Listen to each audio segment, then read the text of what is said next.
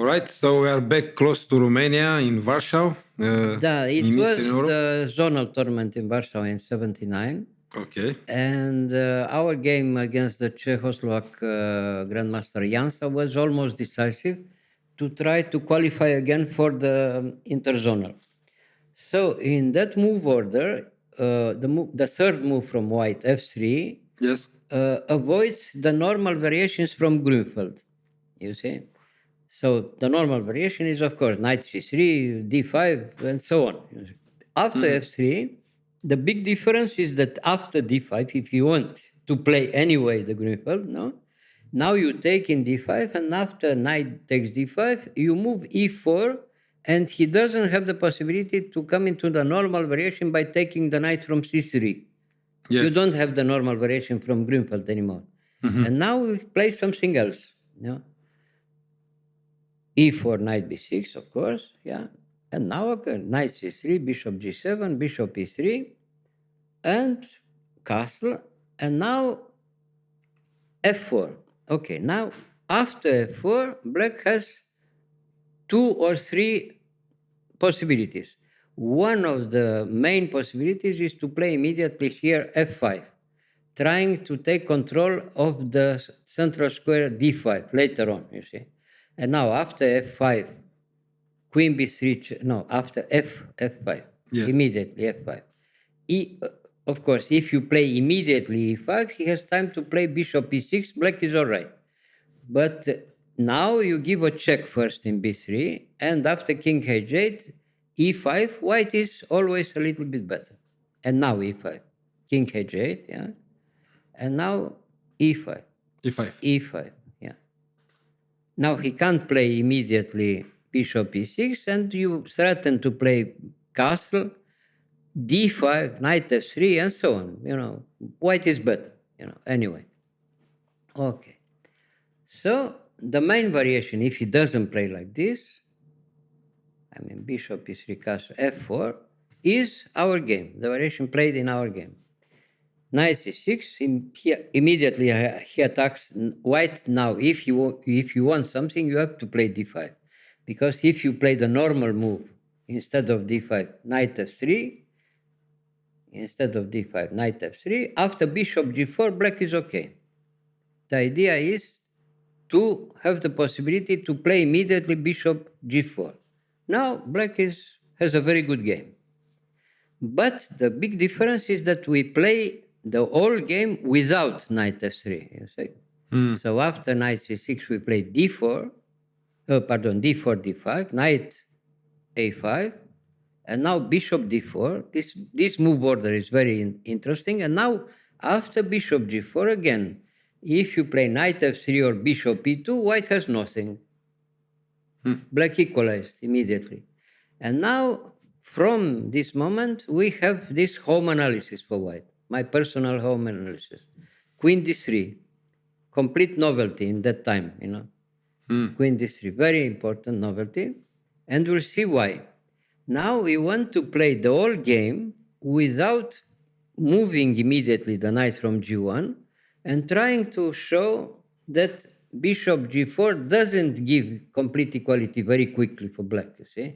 And from this moment, the game will be very tactical, very interesting tactically, So black tries to show that he has the strong initiative in that kind of position because, as you can see, white moved only with 2 pieces, the bishop from c1 to e3 and d4, and the knight to c3. All the other pieces are still on the initial squares, you see? Yes. And instead, black moved with all his pieces. Yes. He could move knight in c6, knight in b6, bishop g4, everything. Even the king is on the... Even the king. It seems that white has some problems. Yeah. But it's not the case because the position is very strong on the central squares. For the moment, white controls the central squares, and therefore white is okay, you see. And the bishop from d4 is very well placed, controls the central squares, and defends very well his king, Okay, so now we see the game. e5, he wants to show that he has, tactical initiative. Now, you can't take in e6 because you lose the piece. Yeah. So you have to take, is forced to take in e5. F takes e5. And now again, knight c4. Again, very strong. If he has one tempo, it's clearly better for black. If he has time to take in e5 or in b2, black is clearly better, maybe almost winning, you know. So now the best move, queen g3. And now again, queen g5. You have to be very careful because he's already threatening mate in d2. Yes. You see, knight f3, the only move, but very good move. Now you have to move your queen because you don't have the check, you don't have queen d2 check, you don't have queen e3 check. You have to move the queen only in h5 because if you move in some other place, you lose the bishop from g4. Only in h5. Okay. Yeah. Okay. So now is white has time to castle. The tempo. Now, the tempo. Now you have to move something very quickly because otherwise white is clearly better, you know. So, okay, after c5, we take in c5. He plays rook c8. Again, initiative, very strong initiative for black, it seems, no? Yeah. So now he takes the pawn. He takes the pawn because you can't take immediately in e5 because you lose the rook in d1. The bishop from g4 takes in d1, and you can't take back in d1 because you are pinned, you see, on the c file. Yeah. Yeah. So, okay, so he took in e5. And now, finally, we moved all our pieces. Everybody is very happy, but white is clearly better in this position, you know. Again. And now, we move our king, and he played the normal move b5. I mean, initiative again, you know, to do something with black, you see. And okay, now, very quietly, h3. Now, you have to do something. What? You have to take in f3, because if you move back the bishop in d7, you lose a piece. Why? Instead of taking in f3, if you move the bishop there, after knight takes e5, you resign with black. We want to take the queen from h7, h5, and it's finished. The game is finished already, you know. So now, of course, he has to take in, okay, no, the position, now h3, and okay, he took in f3. What can he do? Yeah. Yeah. We took back, and now, of course, he has to take in d4. Yeah, we take in d4. Now he has to move the bishop again, no? He can't give the bishop. And now, from now on, it's clear that white is much better and has a very strong initiative and very good attacking chances. First of all, we eliminate the best piece Attack. from black. You know, we take in c4. Now he's forced to take with the pawn, no?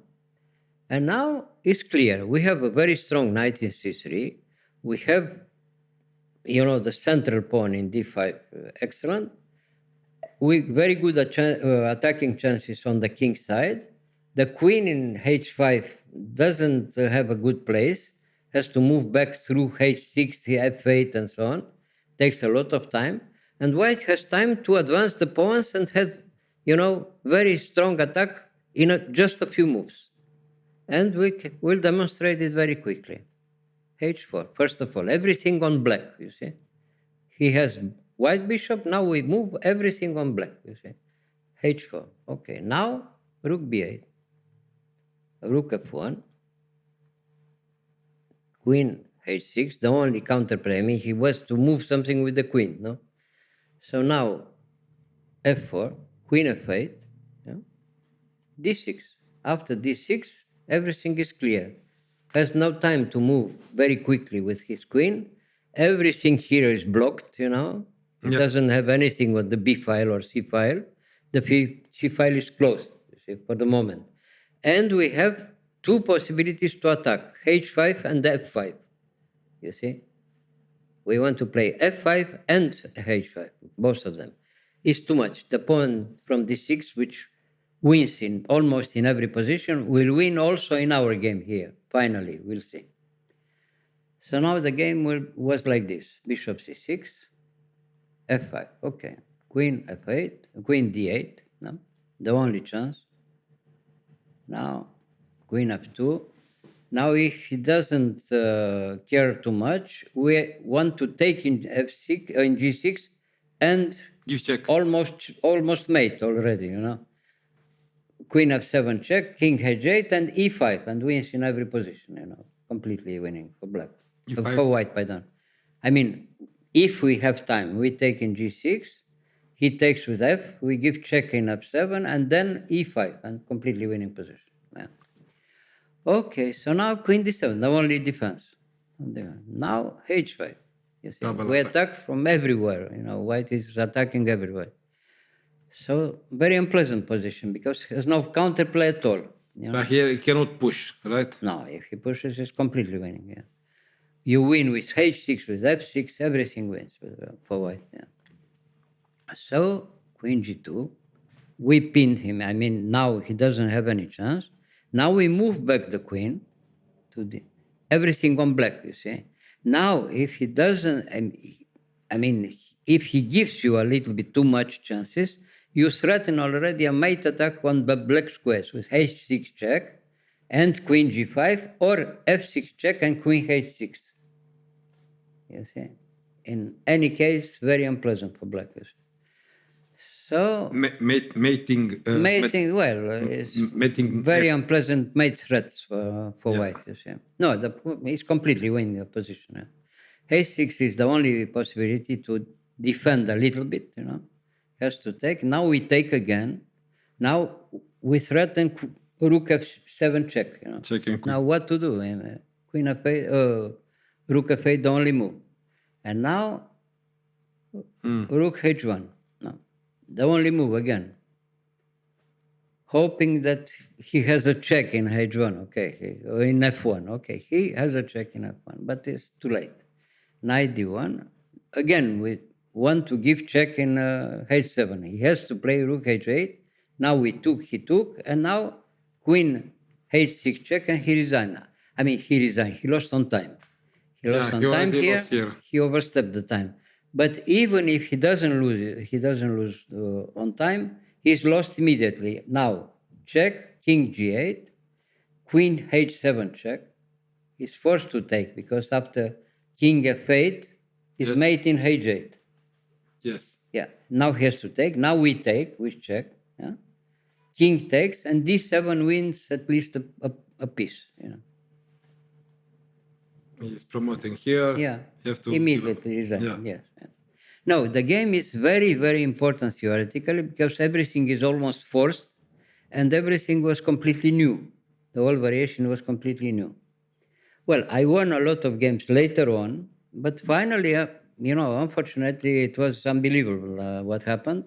We played much later a very strong tournament in 84 in Zurich. Very important tournament organized only every 25 years.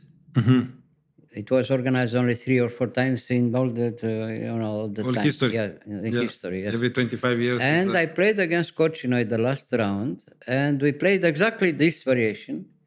We came almost, very similar position like this, and I had completely winning, a pawn up and so on. And I played too quickly because he was in a terrible time trouble, he had maybe 2 minutes to the rest of the moves, and I had 1.5 hours or something. Wow. Yeah. And I played too quickly, and I let him escape somehow. He had a very unclear combination to make a draw, forced combination to make a draw. And he found it. He found the combination, and I was forced to accept the draw. And therefore, I didn't win the tournament. Because I was finally only second, tied with him and with Spassky. So if I won the game, I won the tournament. Yeah. It was a fantastic result every 25 years, and everybody was playing there. Spassky, Kochino, a lot of super grandmasters, and it was unbelievable. And exactly then, my variation, I didn't win, but the variation is very good because the position was completely lost for Kochino. That means that the variation was very good, and I could show it again that the variation is excellent for white. Yeah. Well, it happened. It happened. you have to think twice. You know, when you play a super grandmaster, you have to accept the fact that you have, instead of trying to win in 2 moves, you have to be a little bit more quiet and you have patience. Patience. Yeah. Well, it happens, but the game is very nice and beautiful, and it shows that all variation is correct and is playable for white. Yeah. And in that time, as I told you, it was complete novelty. It was not computer like now and so on. And it showed the possibilities for the white position. Nice. All right. Thank you, Mr. Gheorghiu. You're welcome.